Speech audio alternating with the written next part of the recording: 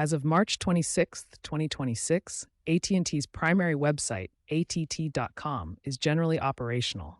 While there are no widespread outages, some users have reported experiencing slow loading times or temporary inaccessibility, particularly during peak hours. These issues appear to be related to routine maintenance or minor server overloads, rather than a complete outage. Let's look at recent AT&T website downtime history. In March 2026, AT&T experienced a brief 2-hour outage due to a thwarted cyber attack attempt. This cyber attack was quickly blocked by AT&T's security systems, preventing a larger disruption. Throughout 2026, AT&T's broader services like mobile networks and broadband faced intermittent issues, but the main website stayed relatively stable. Looking back to February 2024, AT&T suffered a major 19-hour nationwide outage that affected website access for over 70,000 users and cost the company $100 million. Website downtime can occur due to several factors. First, server overload happens when high traffic, such as during product launches, overwhelms the servers. Second, DDoS attacks, or distributed denial of service, flood servers with malicious traffic, blocking access for legitimate users. Third, software bugs from coding errors or glitches can cause the website to crash unexpectedly. Fourth, hardware failures, such as failing hard drives or power supplies, can lead to outages. AT&T's website runs on cloud-based infrastructure, making it susceptible to scalability issues and cyber threats. Increasing cyber threats are a major concern, as DDoS attacks on telecom sites have risen 40% since 2024. When AT&T's website experiences downtime, it prevents customers from accessing essential services.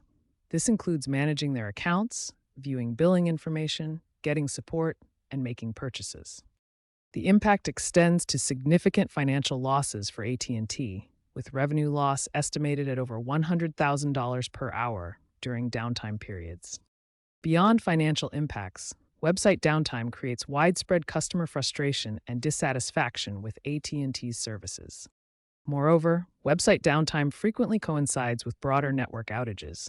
This happens because AT&T's digital ecosystem tightly integrates web services with their overall telecom infrastructure, creating a ripple effect. AT&T employs internal dashboards to continuously monitor website performance and detect issues in real time. These dashboards provide live metrics on server status, traffic levels, and response times. In addition to internal tools, AT&T relies on third-party monitoring services like Pingdom and Uptrends. These services test website availability from multiple global locations and alert AT&T immediately if issues are detected. AT&T also monitors user reports on social media platforms. Customers often share their experiences with website issues on platforms like Twitter or Reddit, providing early warning of potential downtime. To mitigate risks, AT&T uses redundancy with backup servers. If the primary server fails, backup systems automatically take over, minimizing downtime and ensuring continuous service availability. Finally, AT&T employs content delivery networks, or CDNs, to distribute website content across multiple servers worldwide. This reduces load on any single server and ensures faster, more reliable access for users globally. Looking ahead, AT&T has ambitious plans to achieve near 100% uptime by 2030 through advanced AI and quantum-resistant encryption.